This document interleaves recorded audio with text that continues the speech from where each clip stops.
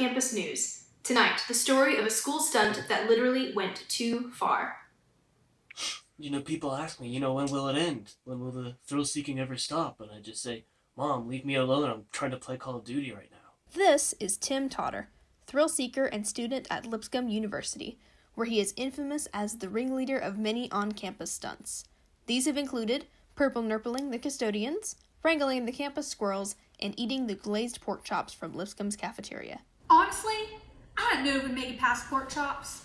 They look like earwax. But you know what? That's Tim. He's fearless. But even this wasn't enough for Tim Totter. He wouldn't be satisfied until he completed his greatest stunt yet, parking on Lipscomb's campus. It's never been done before. This could be the greatest stunt of my life.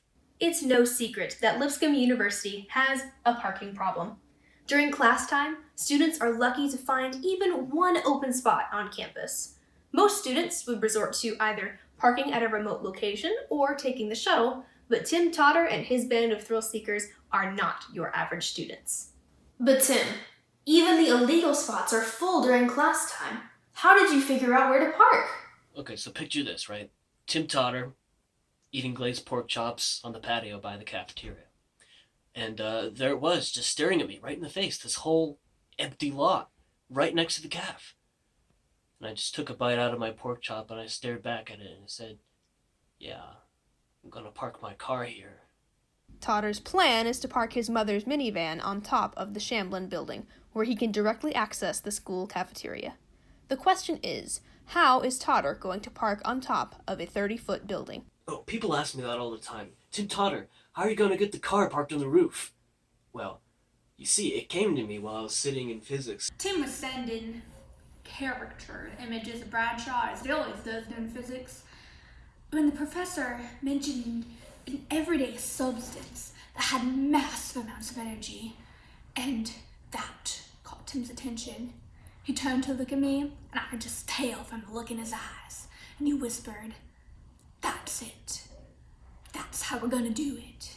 And what was this substance? Cookies. 4 cookies has the same amount of energy as 1 stick of dynamite. And so I thought, this is incredible. All we need to do is stick a bunch of cookies under my car and blow it up, and kablam! We have a cookie rocket. You didn't see any danger in this? I mean, I didn't consider the consequences. Like, what's the worst that could happen? Crash the roof and land on some theater kids? Sign up. So Silver wanted to join, but I knew this had to be a 3-person act. My friend Cloud was like, "Oh, Tim Totter, I really want to come along." I was, "Yeah, are you sure? It could be dangerous. We could get someone else to go in your place." He said, "No, Tim Totter, I really want to go." Tim said he'd give me $50 if I went with him. Plus, he said we might get a student discount if we crash, so I thought, why not? People say this to me. Did you test this, Tim Totter? Like, what do you mean did I test it? Do you want me to launch my car into the roof with 3 blow-up dolls filled with cement and test it that way? Will that make you happy? When you're about to blow your minivan 30 feet into the air, don't you think that's a valid question? I mean, yeah, it's valid. But no, I did not. So now the question was, how many cookies will Totter need to propel a minivan and 3 passengers to the roof?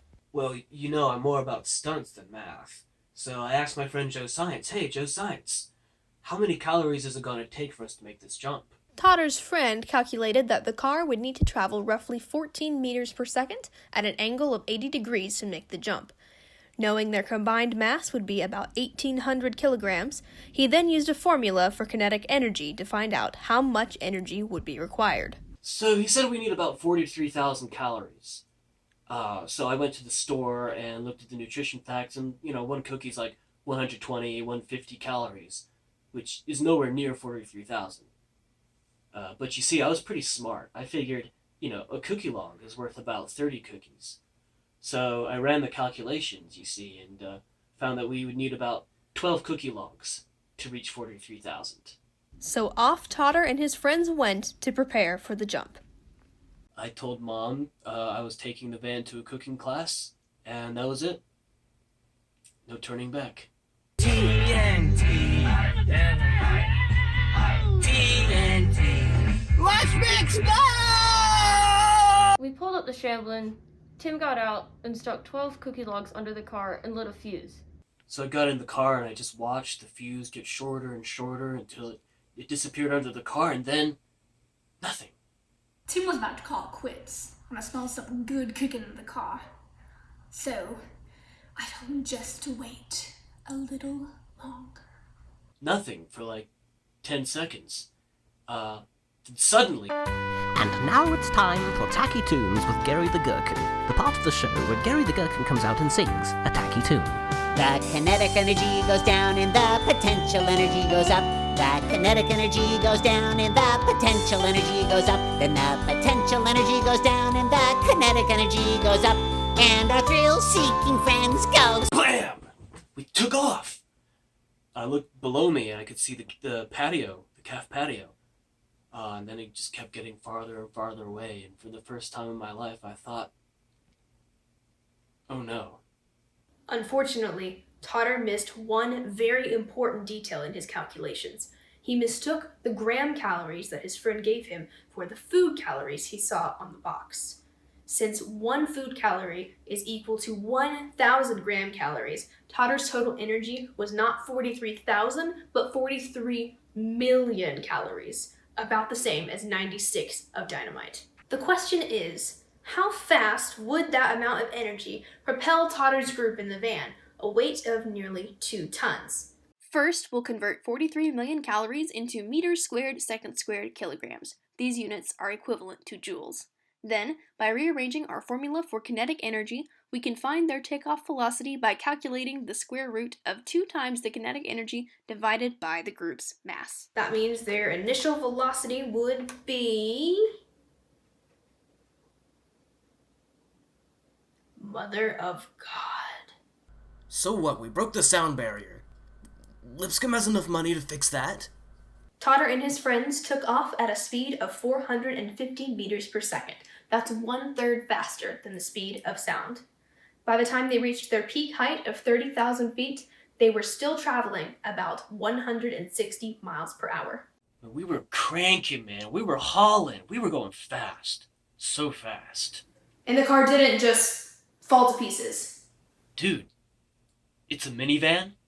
They soared for a minute and a half before finally landing in the local state park, Lake Radnor, 4 miles away.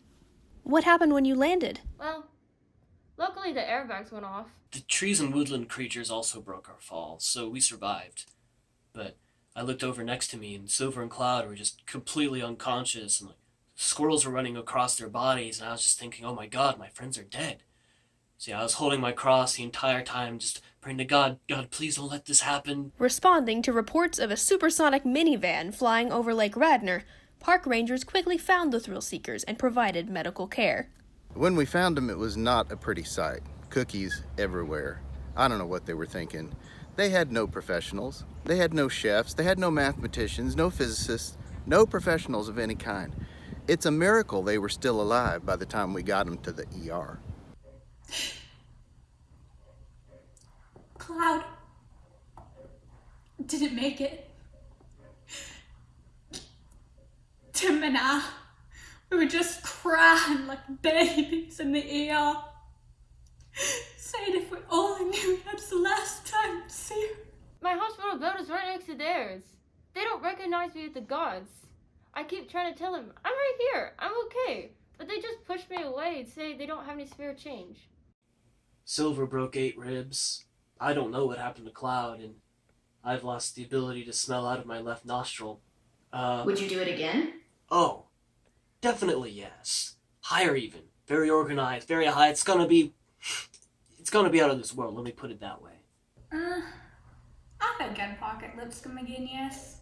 Maybe not on Shamlin, but staff spot or something.